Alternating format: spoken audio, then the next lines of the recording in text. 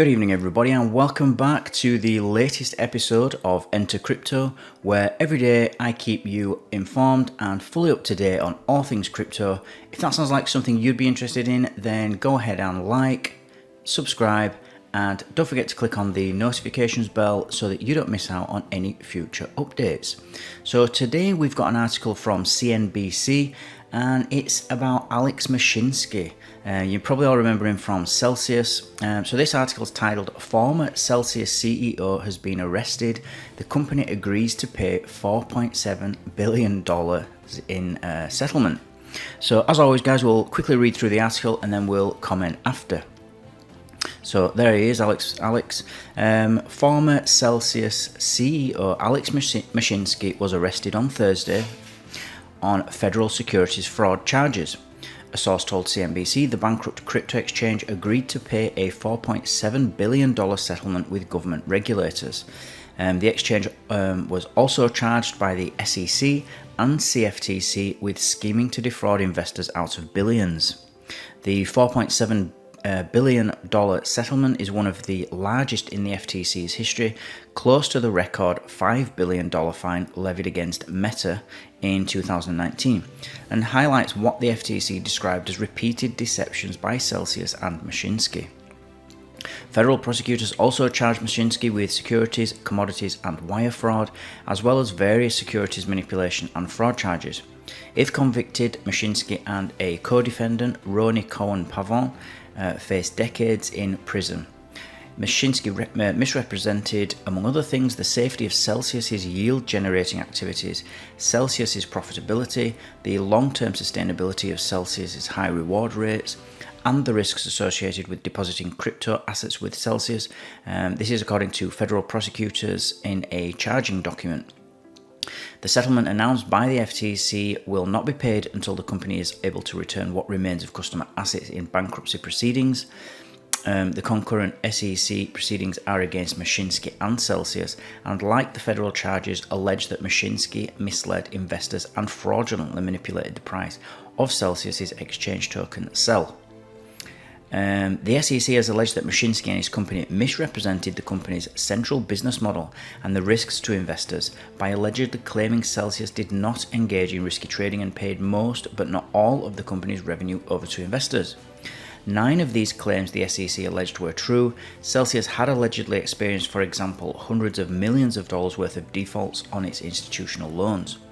Both the charging documents from New York federal prosecutors and the SEC complaint also describes Celsius's exchange token as a security. The definition of a security and the SEC's oversight over crypto markets has been hotly contested by other crypto exchanges in recent months.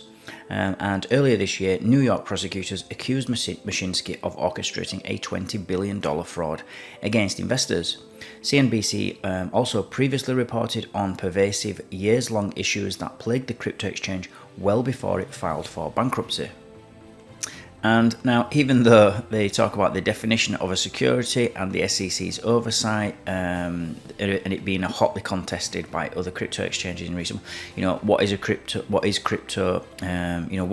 Is it a commodity? Is it a security? Is it a currency? What is it? Is it property?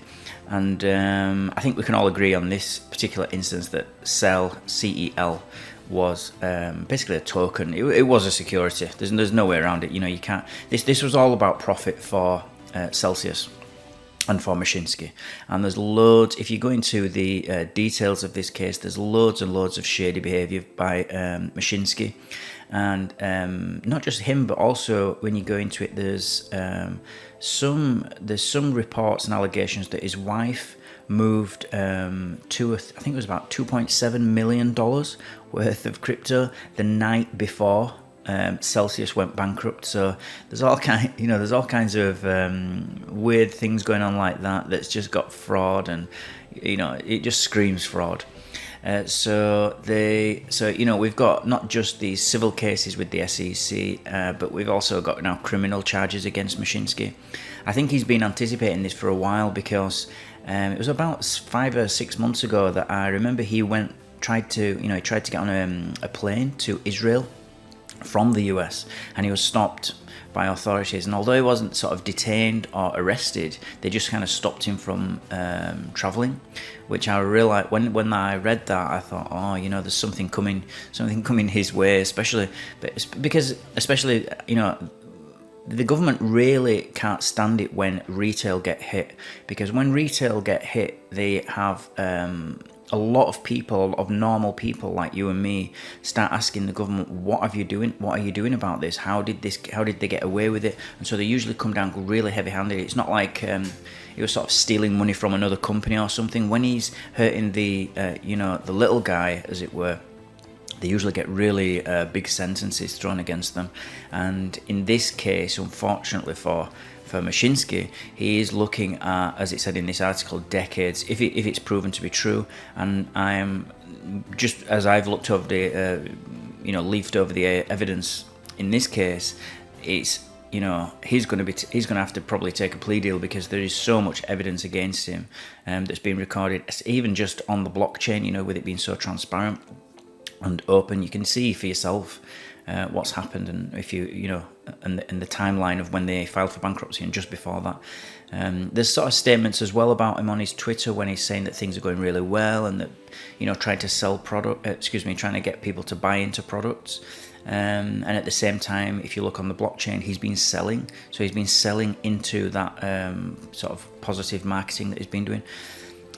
So obviously he didn't even believe his own marketing.